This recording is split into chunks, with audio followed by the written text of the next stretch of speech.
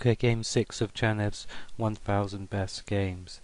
Very short game, this 6 moves long, and black wins. In some ways I think actually the black games miniatures are more interesting than the white ones, simply because it's so much harder to actually win quickly with black. So let's look to see how black does this. The game starts off pawn d4, pawn d5, pawn c4, pawn e6. So it's a queen's gambit declined, and white continues with the most popular move, knight to c3. And then black plays a popular move, but not the most common. Most common is knight to f6. He plays pawn to c5. So this is a Tarrasch defense, which immediately attacks back in the center with black's pawns. So it's quite popular 100 odd years ago. Tarrasch, famous German grandmaster, says that at the time, saying that this is the only correct way to actually play the queen's gambit declined. But of course these days there's many different methods of doing so, so that statement's a bit untrue. So in any case, white now continues, slightly unusually plays bishop to f4. We'll come back and we'll have a look at them now. Main sort of lines to go are pawn takes on d5, pawn takes on d5, knight to f3, knight to c6 and g3. That's definitely the most common and popular setup. White's going to fianchetto and put pressure on the d5 pawn. Another move that you might see quite often, but it's not so popular these days, is pawn to e3. Say knight to f6, knight to f3, knight to c6, and then usually white continues something like a3, possibly bishop to d3 as well. So, but this is quite okay for black. It's quite solid. So in any case, white doesn't play that smooth. He plays bishop to f4, which I think is a mistake. So black immediately tries to seize the initiative, plays pawn takes on d4, which attacks the knight.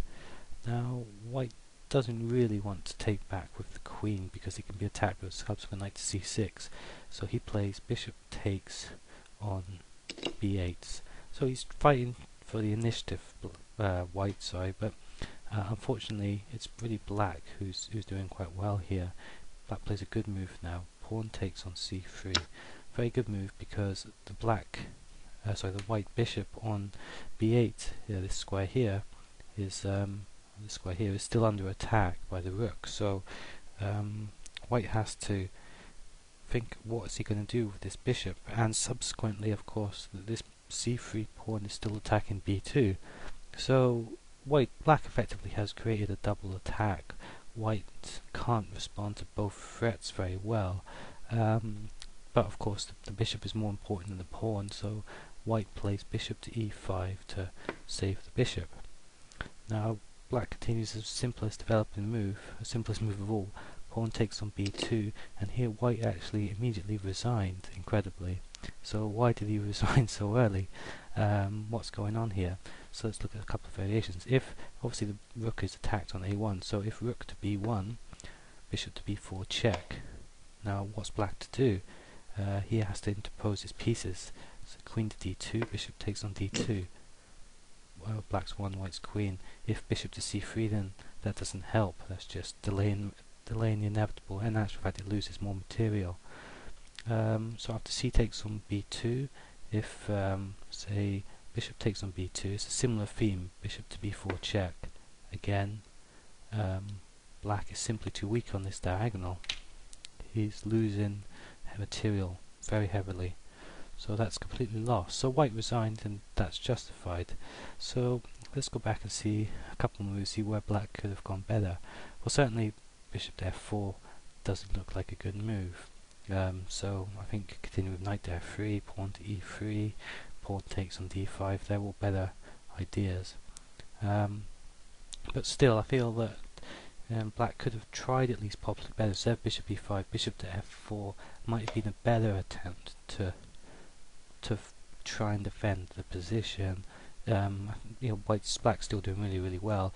If say black had tried to play a really fancy looking move such as bishop to b4 to hope to sort of discover a check on white's queen, then he would have actually lost after queen to a4 check, and this forks these two pieces. white will actually win there. So it's a little trap.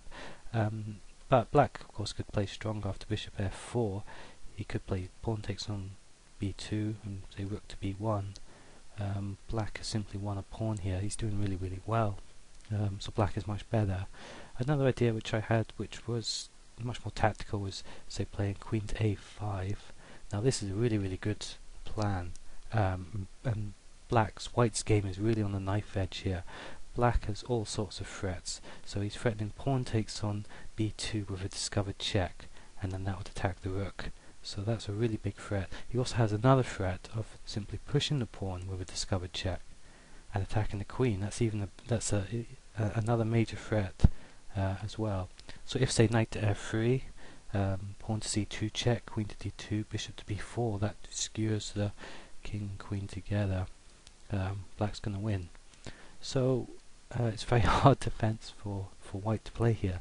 If queen to c2, pawn takes on b2 check, bishop to d2, pawn takes on well, black's just won another queen. Pawn takes on a1, and he's won another queen. If say pawn to b3, then still bishop c2, his ideas work. Bishop to d2 just loses to pawn takes on d1, and again black's up material.